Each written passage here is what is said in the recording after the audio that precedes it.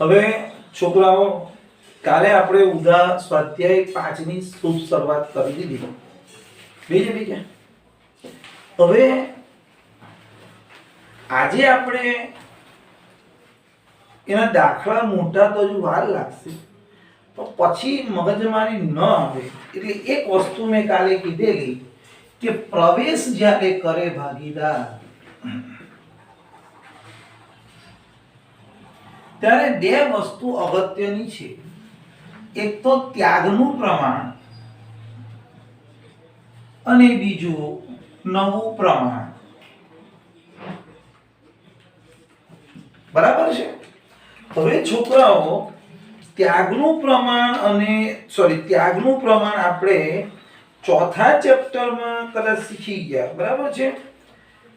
ત્યાગનું પ્રમાણ. હવે આજે આપણે નવા પ્રમાણની ચોપડીમાં છે 10 રીતો કઈક આપી છે. 10 એ ટેન્શન ના લો, બધી રીતો નથી યાદ રાખવાની. હું કરાવું એટલી તમારે કરવાની. બરાબર છે? આરામથી બધું આવી જશે. હવે નવું પ્રમાણ કેમ શોધવું પડે? જાણે પોલિયો પીડાય છે ને બેટા, અને નવું પ્રમાણ કેમ શોધવું પડે? તો જો એક વાત કહું, આ 2 મિનિટ તમે હા ખાઓ, જરા સહી ભરી દે.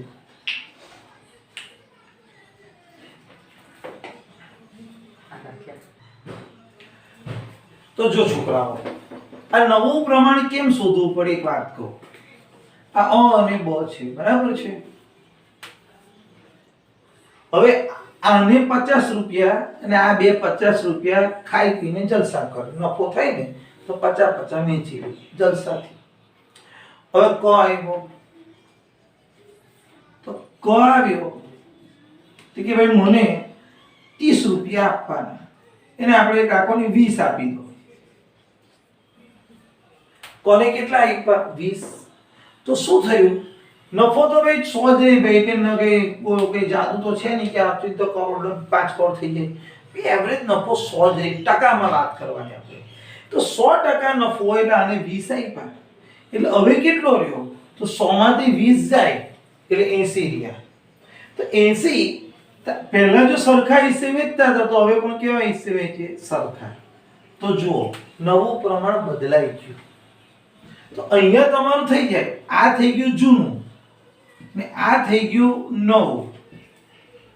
તો જો અહીંયા 10 રૂપિયા ત્યાગ આવી ગયો કે એને 10 રૂપિયા ગુમાવ્યા, એમ આને પણ 10 રૂપિયા ગુમાવ્યા. હવે આને જે 10 ગુમાવ્યા એ કોણે લીધા? કોઈ લીધા. તો આ રીતે પ્રમાણ બદલાય. પણ અહીંયા હવે આપણે નવું પ્રમાણ શોધવાની રીતો બધી શીખવાની છે. એમાં એક સાદી રીત ચોપડીમાં ઉદાહરણ 1 છે, એનેથી આપણે શરૂઆત કરી. એમાં શું કહે છે કે જૂના ભાગીદારોનો ત્યાગ આપ્યો, ત્યાગનું કે પ્રમાણ ન આપ્યું હોય અને નવા ભાગીદારનો ભાગ આપ્યો. રીત નંબર 1 ગણો એ ઉદાહરણ 1. હવે ચોપડી મુજબ પછી સમજાવું. તો હમણાં જે આપણે વાત કરી કે 20 રૂપિયા આપીએ તો વૈધા કેટલા? 80. તો 80 કયા પ્રમાણ વેચવાના? સરખા હિસ્સે. એ નિયમ પર આ દાખલો ઉદાહરણ 1 થાય છે. જો A અને B જૂનું પ્રમાણ આપ્યું છે છોકરાઓ. જુઓ તો 3:2 આપ્યું છે. હવે ઉદાહરણ 1 શરૂ થાય છે, ધ્યાન આપજો બધા. C નો નફામાં ભાગ, C નો નફો 1/4. ચાલો હવે આ બાજુ ધ્યાન આપજો બધા છોકરાઓ. હવે A B જૂના, C ને 1/4. આ છે ને પૂર્ણાંક આપણે ભણેલા નાના ધોરણમાં. એટલે આપણે જો 20 રૂપિયા બોલ્યા, આમ બોલ્યા ને 20 રૂપિયા, તો 20 રૂપિયા એટલે ટકા. તો શેમાં આવે હંમેશા? એનું મૂળ સ્વરૂપ કયું? તો કે 100. એમ આવો આંકડો આવે એટલે સમજી લેવાનું કે કુલ આંકડો કેટલો 1 રૂપિયો 1 રૂપિયો. હવે શું થયું જો C નો નફો 1/4 આપવાનો નક્કી થઈ ગયો. એક વાત નક્કી કે ભાઈ તને તો અમે 1/4 આપીશું જ. 1 રૂપિયાનો ચોથો ભાગ તારો 25 રૂપિયા. તો રહ્યા કેટલા 75. જો આને સાદું રૂપ આપો ને તારું મૂળે બોલું તો જો આ 1/4 આપણે સાદી સમજાઈ દઉં છું. 1/4 બરાબર 25. તો 100 માંથી 25 આપો તો કેટલા વધે 75 વધે. હવે આ 75 વધે તો અ કે મારા કેટલા ને બ કે મારા કેટલા. તો તમે એમ કહો સાહેબ અડધા અડધા કરો. ના, અડધા અડધા ના થાય. અહીંયા એ લોકો પહેલા કયા પ્રમાણે વેચતા હતા 3:2. આ 3:2 માં વેચી દો. આ મગજમાં યાદ રાખો. તો આ સમજ પડશે. 1/4 એટલે કેટલા તો કે ભાઈ 25. 100 રૂપિયામાંથી 25 કોને આપી દો તો વધ્યા કેટલા 75. તો 75 હવે 75 રૂપિયા અ અને બ કયા પ્રમાણે છે એમના જૂના પ્રમાણમાં. એટલે 5 15 તાલી 45 અને 15 દો 30. 45 રૂપિયા અને મળે 30 રૂપિયા બને. તો હવે આ બેઝ પર દાખલો ગણો. 100 માંથી 25 બાદ કર્યા કે એમ હવે અહીંયા ધ્યાન આપો. પેઢીનો કુલ નફો આવ લખવાનો 1 રૂપિયો છે.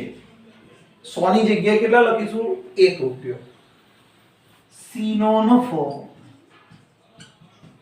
1/4. નફો તો એનો જ રહે. એમાં C 1/4 લઈને બેહી ગયો ખૂણામાં. તો શું થયું બાકી વધેલો નફો. તો બાકી કેટલો રહે આ 1. જેમ અહીંયા 100 લખ્યા ને એમ અહીંયા 1 માંથી 1/4 કોનો કાઢી નાખો C. તો રહ્યા કેટલા 3/4. જેમ અહીંયા 75 રહ્યા. આ સાદુગીરી ગણિત છે ને એમાં તમને ખ્યાલ આવે.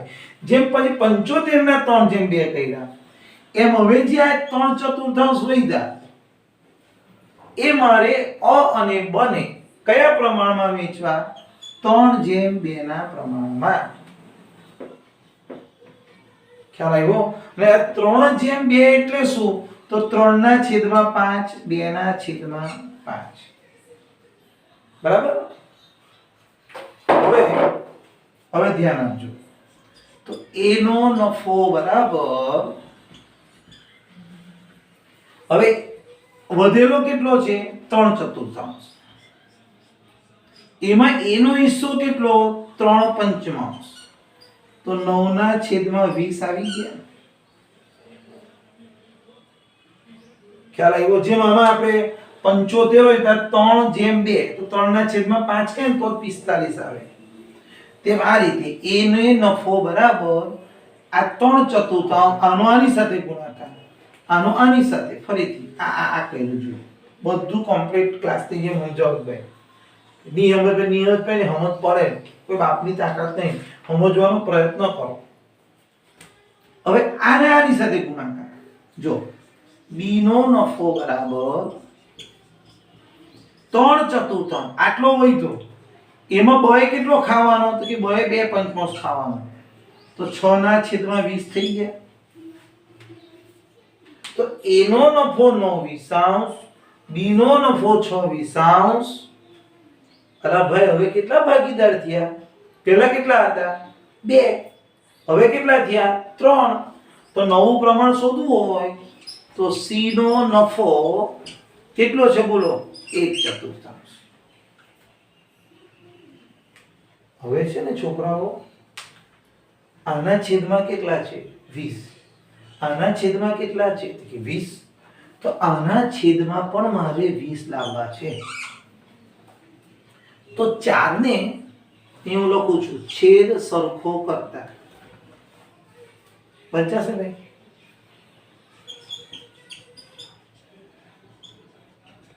તો આને કેટલા વડે ગુણો તો 20 આવે ભાઈ કે 5 4 5 20. તો છેદમાં જો 5 વડે ગુણું તો અંશમાં પણ 5 વડે. તો પ્રમાણ આવી ગયું 9/6/20. 5. બોલો ક્લિયર? સ્ટોપ.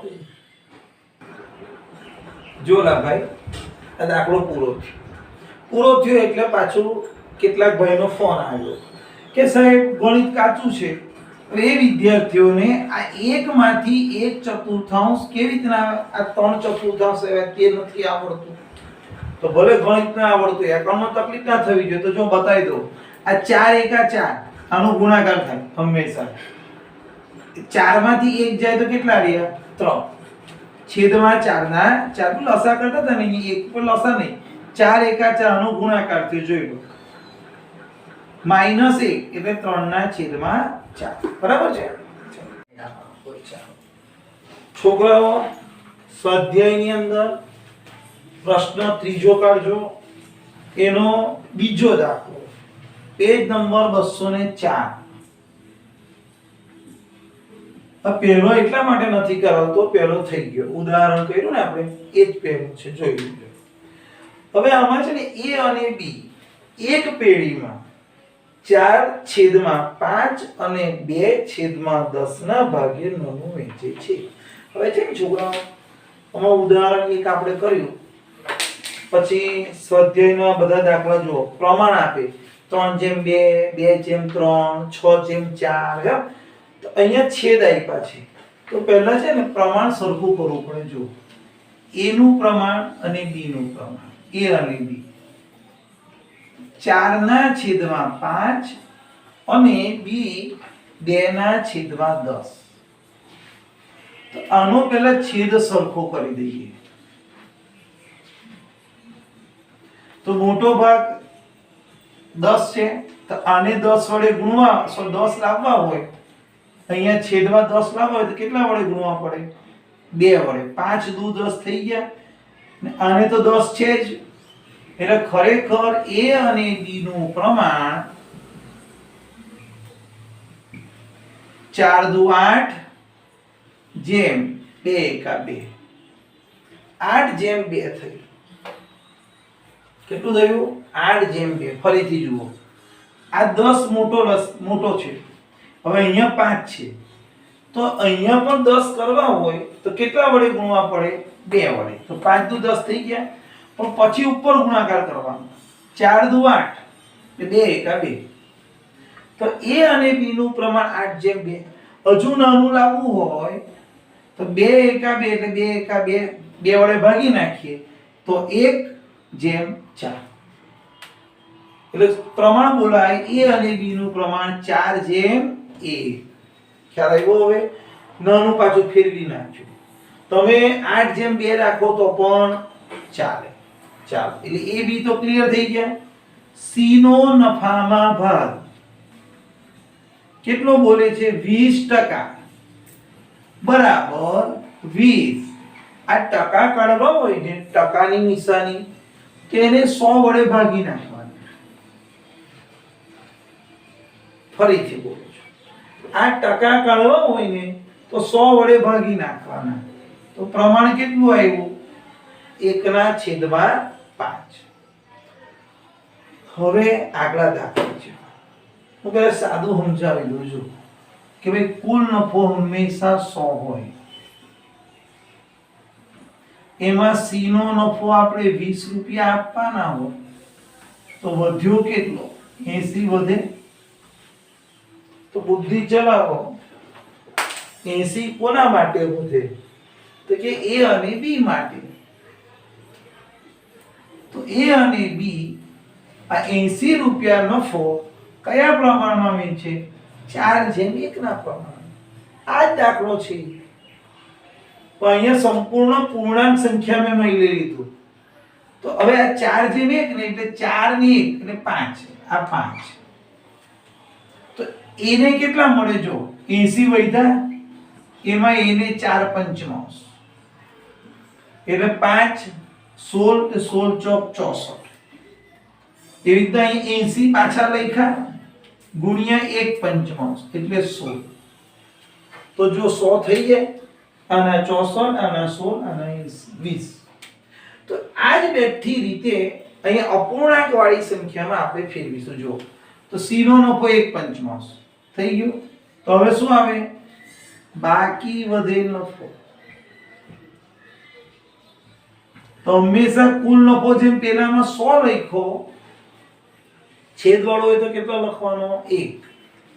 એમાંથી c નો ભાગ કેટલો? 1/5. તો વધ્યો કેટલો? તો 5 એકા 5, 5 માંથી 1 જાય. જો ફરીથી 5 એકા 5, એમાંથી 1 માઈનસ એટલે 4 આવે અને છેદમાં 5 ના 5. હવે મને કહો આ જે 4/5 વધ્યો એ કોના માટે વધ્યો? કે a અને b માટે વધ્યો. તો હવે a અને b હું બધા હરખાઈ લેશે ના. તો ભાઈ a અને b પહેલા નફો કયા પ્રમાણમાં વેચતા હતા? તો છેદ સરખો કર્યો પછી પ્રમાણ કેટલું લાવ્યા? 4/a. એટલે 4 ના છેદમાં કેટલા લખાય? 5. 1 ના છેદમાં 5. બરાબર છે? પંચાશે ને આ બાજુ. હવે જુઓ છોકરાઓ, પેલા જેવું જ કરવાનું છે.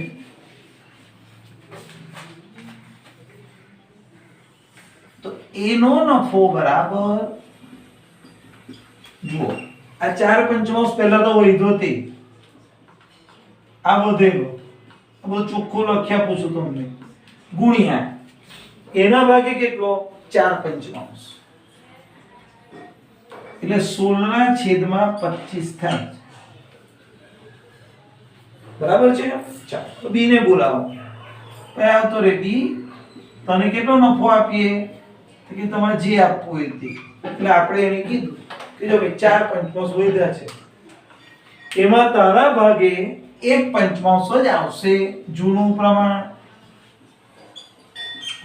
થઈ ગયું?